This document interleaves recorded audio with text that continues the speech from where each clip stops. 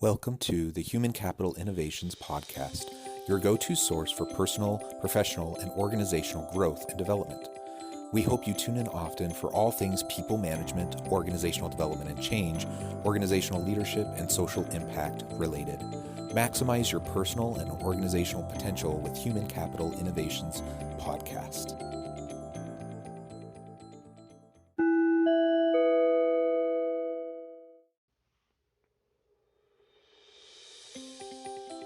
Welcome to the Human Capital Innovations Podcast. In this HCI podcast episode, I talk with Damon Naylor about boosting the morale of employees and creating a healthy workplace environment.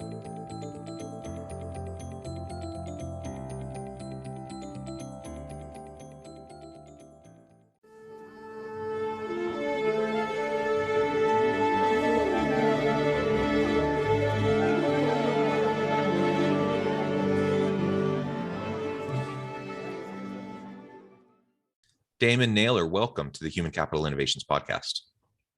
Thanks for having me, John. It's an honor and a privilege, and we're great to be here with you. Glad to be here with you. It's great. Thank you. It's great to be with you too. I'm super excited to have a conversation on a topic that I love. We've talked about this topic on the podcast before in a variety of different contexts. Today, we're going to be focusing on boosting the morale of employees and creating a healthy workplace environment. And I think you bring a unique perspective to this conversation. So I'm super excited to have that dialogue with you today.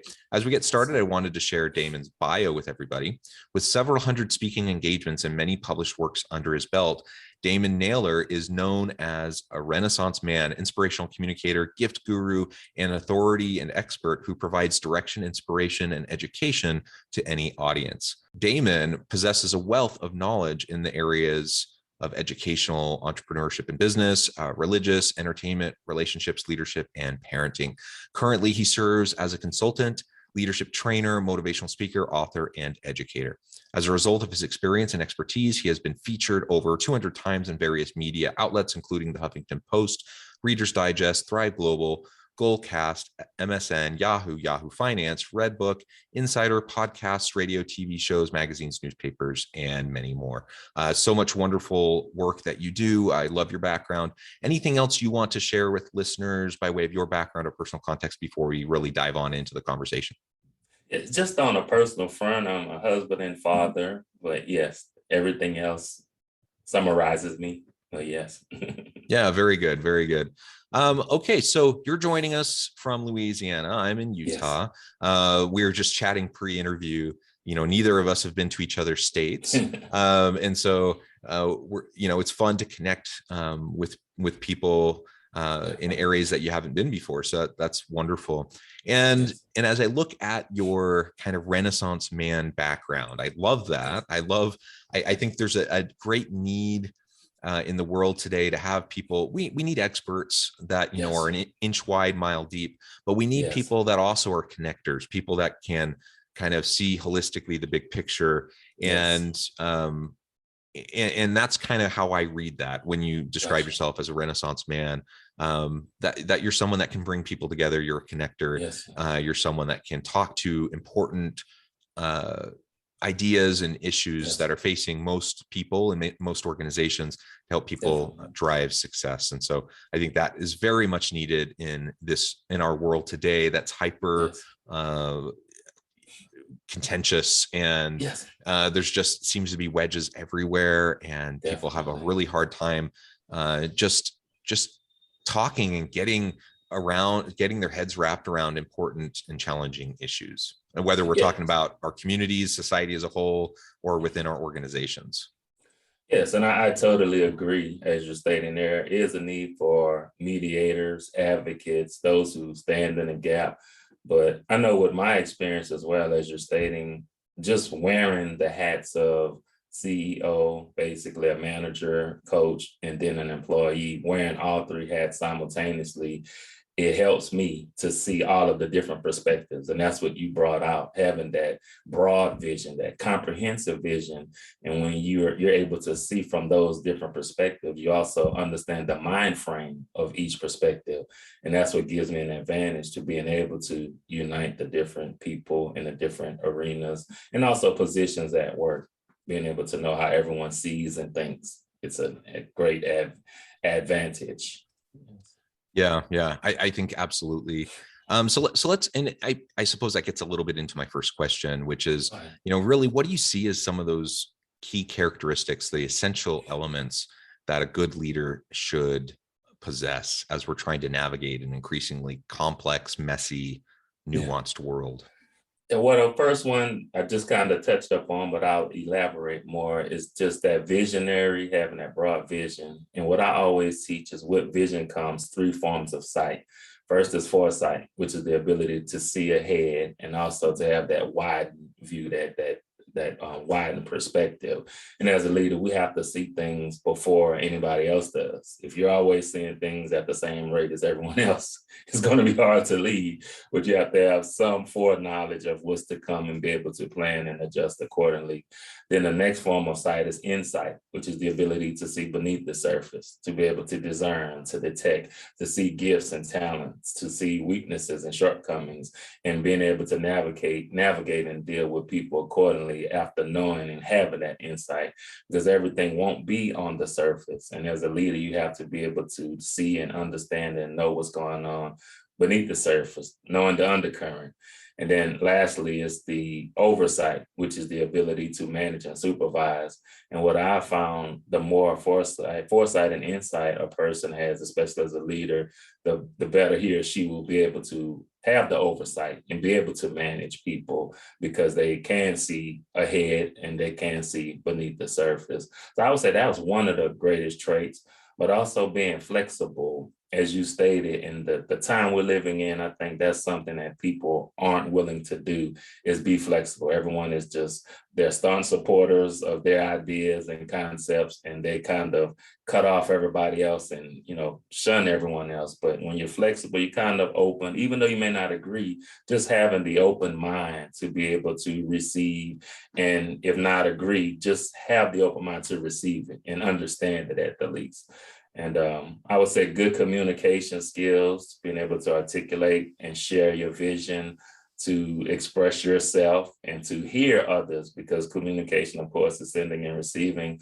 I think that's one of the shortest, one of the major drawbacks is listening. I find lots of people in leadership positions don't like to listen, like to shut down and shut off any ideas that are contrary to theirs, or that kind of sends them in a direction they feel they don't want to go in. And so being able to listen with your ear for content and information and ideas, but then listen with your heart, to be able to listen to the heart of the people. What are they really trying to say, or what are they really feeling? And then last but not least, I would say interpersonal skills, just being a people's person, loving people, really wanted to see people achieve and develop and grow and become great and do great things. But I think those are the characteristics I find are necessary for a good leader. Yeah, I agree with each of those. I think you really hit on some of the major elements. And one of the reasons I asked that question to start is because I do think there are these general skills, competencies, capabilities, characteristics of leaders that can help you be successful. I'm not a believer in like the born leader. I'm not a believer in kind of the quote unquote, tall, dark, handsome, charismatic leader. I think these are old stereotypes that need to get disrupted. And there's no one size fits all. There's different leadership styles, there's different personality styles, there's all sorts of different ways that we can be with those around us. And while some of these characteristics and capabilities, I think, are kind of universally important, that doesn't mean that I need to be a certain way when I'm a leader. Ultimately, I need to be authentic and genuine as a leader. And so that means if I'm an introvert, and I'm an introvert, and so I'm never going to be that rah, high energy, charismatic kind of a leader. But I can work hard on developing authentic, meaningful relationships with my people. I can be there to support them. Like I can communicate, I can do all those things that you were just talking about. And I can still do it in a way that's unique and genuine to me, which will then help me engender and foster more trust with my people, and mutual accountability. And ultimately, that's what we're really trying to go for, I think. So I love all of those characteristics, all those attributes that you just described. Let's talk a little bit more about some of those things that can hinder effective leadership in organizations. And again, thinking about it within the kind of broader context of we want to create a healthy work environment for our people. We want to have high levels of morale. We want people to be engaged. So like what are some of the leadership styles, approaches that some leaders have that actually undermine our ability to empower our people, to engage our people, and to create a safe, productive work environment? Well, two things come to mind for me. The first is pride. And with pride comes all kinds of issues, being proudful as the leader, which is they're inflexible, they don't like to listen, and really are defensive when it comes to constructive criticism or, just somebody opposing them. They really take up that defensive posture. And I think that really harms organizations. It's very, very detrimental when a leader has that. And it's just excessive. Whereas, it's my way or the highway, and just everything has to come through me. And they have to, oftentimes they micromanage because they want their hands in everything. They have sometimes what I call a God complex, whereas they want to know everything, see everything, hear everything. And that is a problem. And then, with the pride, going with that is just the domineering personality where they just want to control everything and just, dominate basically. They don't give their employees a chance to voice their opinions or concerns. They shut down everything that's oppositional. And those are the two characteristics I think that harm and create a very bad environment, one that's not conducive to growth, one that stifles and really lessens the morale of the people. And I've, seen it happen in a variety of settings. And every time you look, you'll see people leaving, people going into other places because of that, just can't take it and tolerate it anymore. It becomes too excessive. But I think those are the two things, just pride and domineering. Those two characteristics are very bad.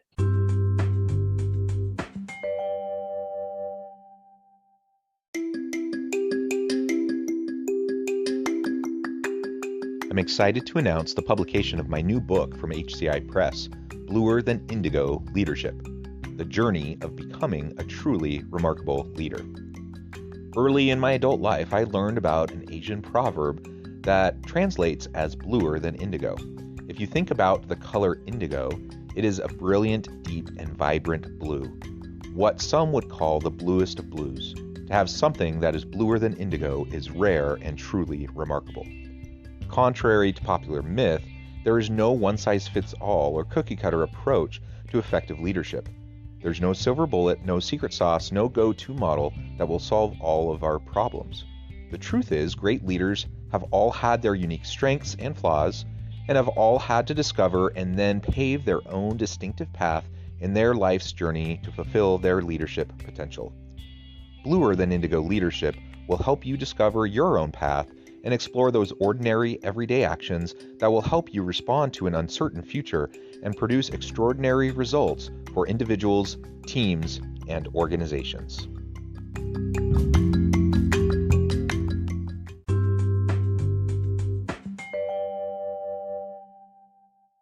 You get many leaders that have really good intentions. Like, I don't think most leaders they start their day, they wake up, and then they get excited about, I'm going to go to work today and be domineering and controlling over my people.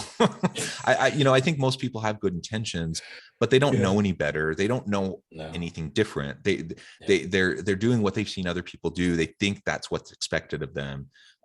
Or perhaps they're insecure or they're nervous about what happens if they let go of that power.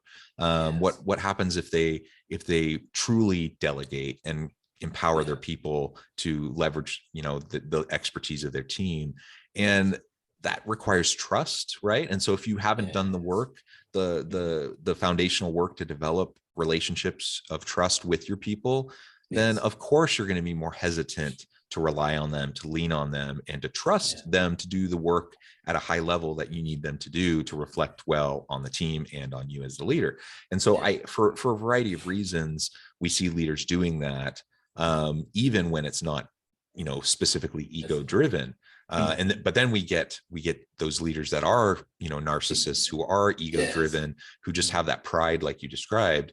And it's incredibly damaging. And you talked about creating a safe space for people to just speak up and to challenge, to challenge the status quo, to question decisions, to just be thoughtful about the complex, messy issues the organization is facing and how to respond to them. And when leaders, regardless of the reason, regardless of the intention, when, whether they're ego driven or they're just insecure, regardless of the reason, when leaders shut down those types of conversations and that kind of dialogue, inevitably people will start tuning out. They're going to start playing it safe. They're going to start doing the bare minimum while they look for another job. Because they don't want to be there. They're not feeling, meaning and purpose in what they're doing. They're just kind of a pawn of the leader, and nobody likes that. I'm not sure it ever worked well, but certainly, we're in a knowledge economy. We're in a service oriented economy, and people expect more. Like, I don't think even in a factory setting or, in a manufacturing setting, I don't think that kind of command control approach works very well.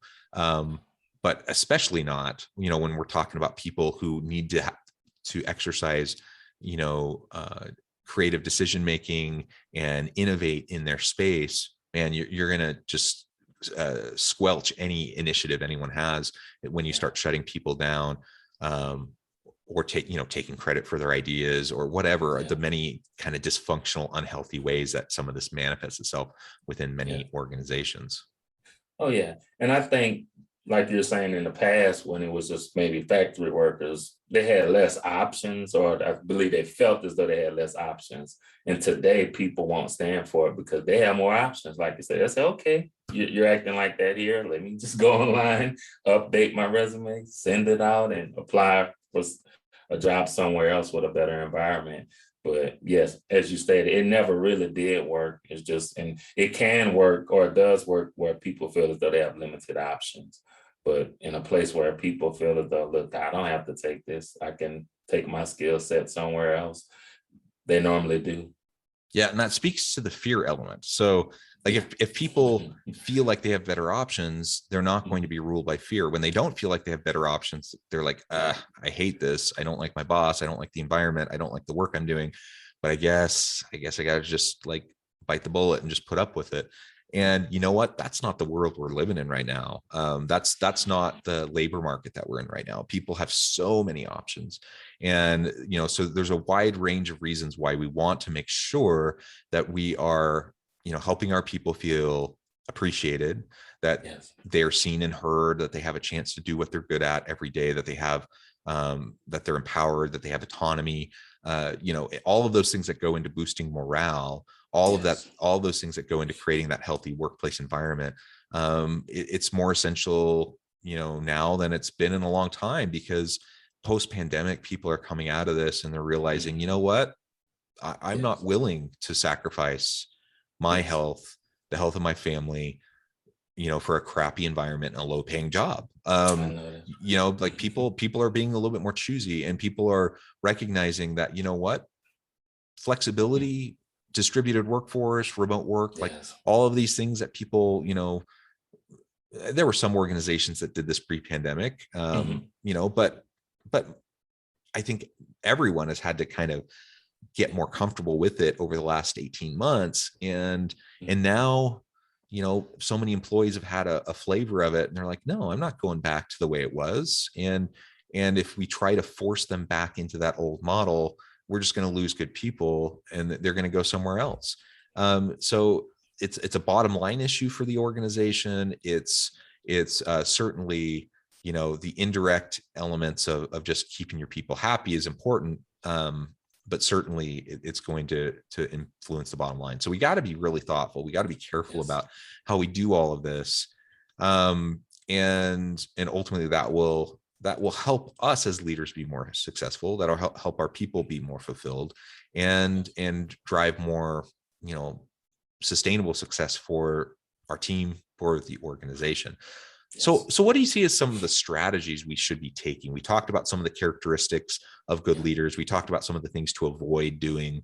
Now that we're trying to wrap our head around empowerment, engagement, meaning, purpose, um, in a safe, healthy environment, what are some of the strategic things that we could start doing today to start making that difference?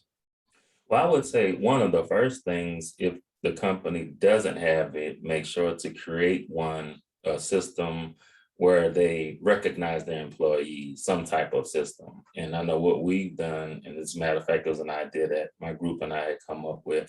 Here we do is called private praise. And what happens, we went to Outlook and we used the forms document where if you see an employee doing something, a fellow coworker, that's noteworthy of kudos and praise and compliments, then you go in there and you anonymously put in your praise for that person or that group. And then what happens, I'm able to extract those and send an all email to all of the employees just saying, hey, we got a kudos for this department or this person. Somebody's observed you doing great work. Someone's seen your dedication and your enthusiasm or whatever, just some form of recognition. And then like each quarter, we'll pick the top, well, we'll do a drawing and we'll pick the top 3 names out of that. And they get another, an additional reward. But just that verbal praise, that recognition. I know in the old days, you had the employee of the month or whatever. Hey, if you have that, that's fine as well. But we just felt with the private praise, it makes it just open to everybody and it's not limited to just one person per month. So I say that's the first thing. You don't have to use that, but just find some form of strategy to recognize employees, because that by itself is going to boost their self-esteem. Because we found that, oftentimes employees feel when they get an email, they get called in the office, it's always for something negative and something bad. It's always for constructive criticism, but they wanted to hear something, an email that's saying, hey, you're doing great, you're awesome, you're wonderful, we appreciate you.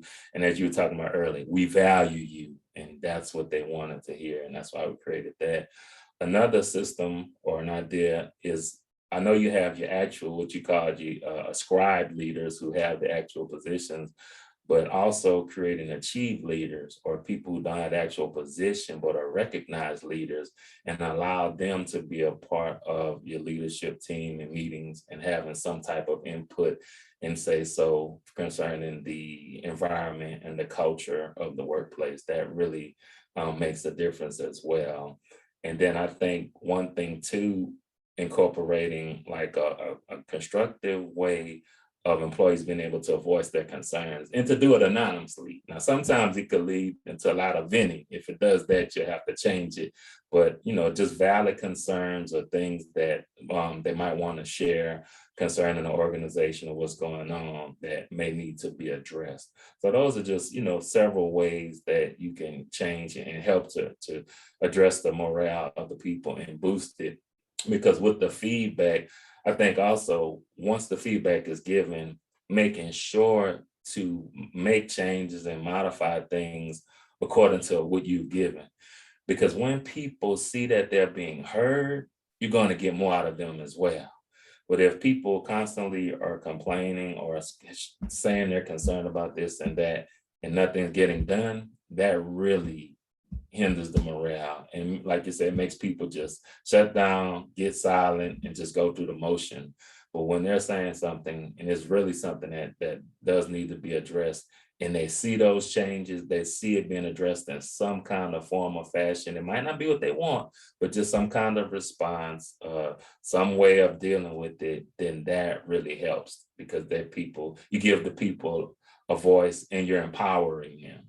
I love those ideas. I think those are great tips. I think this isn't rocket science. Like if we just start doing some of these basic, simple things and doing them consistently over time, Yes. we can start them right now. Yes. And you can start to develop goodwill with your people. You can start Yes. to develop your relationships. You can start to develop that trust. And it just takes a little bit of effort consistently over time, and it'll reap really great dividends in the long run. And so let's not allow ourselves to keep procrastinating and putting off these types of things. I don't think there's anything either of us have said today that's completely unique that someone probably hasn't heard before, right? So we hear it again and again and again, yet we come up with excuses, why we don't do it. And I get it. Leaders are busy, managers are busy. You have a lot of things on your plate. This has to be a priority though. This has to be something, and it doesn't take 10 hours a day. We're talking stuff that you can do minimal amounts of time a day, just consistently. It makes that big difference. Well, Damon, it has just been a real pleasure talking with you today. I note the time and it has flown by. I want to be respectful of your time. Before we close today, though, I wanted to give you a chance to share with listeners how they can get connected with you, find out more about your work, and then give us the final word on the topic for today. Okay. Well, they can find me at livinglovingleading.net. That's my website there. And it's named after my book, actually, that I published last year, which is available on Amazon.com, Living, Loving, Leading. But if you go there, it has all of my information. It has information on the book and just my background, what all I do, because I'm a consultant, of course, an author and an educator and some motivational speaker. So we do workshops and things of that nature, but you can find it there. And I also have another website, which is more comprehensive, DARIL.org. And so, like I said, you can find all the information there. If you need to contact me or reach out, you can do it at any of those places. And I appreciate the opportunity, John. It's been a great and wonderful conversation. As always, they fly by. The time just goes by so fast. But we appreciate the opportunity.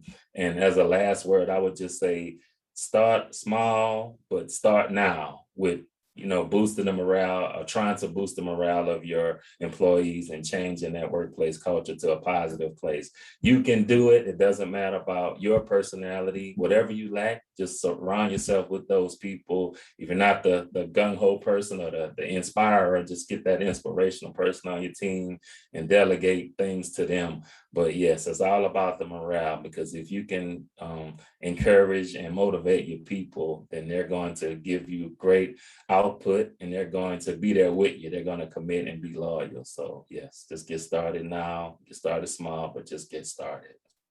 Wonderful. Yeah, just get started. Amen. Thank you so much, Damon. It has been a real pleasure. I encourage listeners to reach out, get connected with Damon and his team, find out more about what they can do for you. And as always, I hope everyone can stay healthy and safe, that you can find meaning and purpose at work each and every day. And I hope you all have a great week.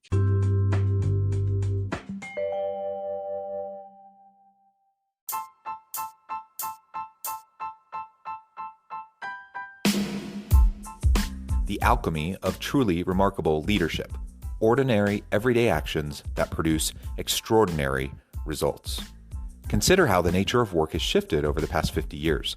With increased globalization, rapid technological advancement, and the shift in economic composition, the average job of today looks very different than the average job of 50 years ago. What will the jobs and organizations of tomorrow look like? Moreover, what does this all mean for organizational leaders?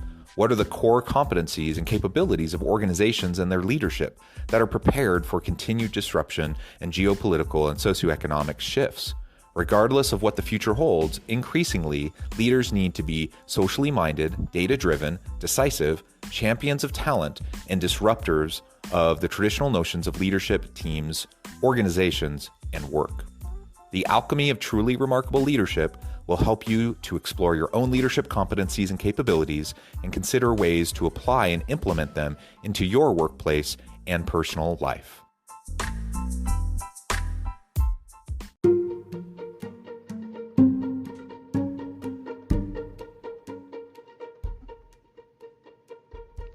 Check out Human Capital Innovations magazine, Human Capital Leadership. Human Capital Leadership is a free, interactive e-magazine with the mission to help individuals, leaders, and organizations find innovative approaches to maximize their human capital potential. We publish issues quarterly in August, November, February, and May. Take a look at the latest issue and let us know what you think.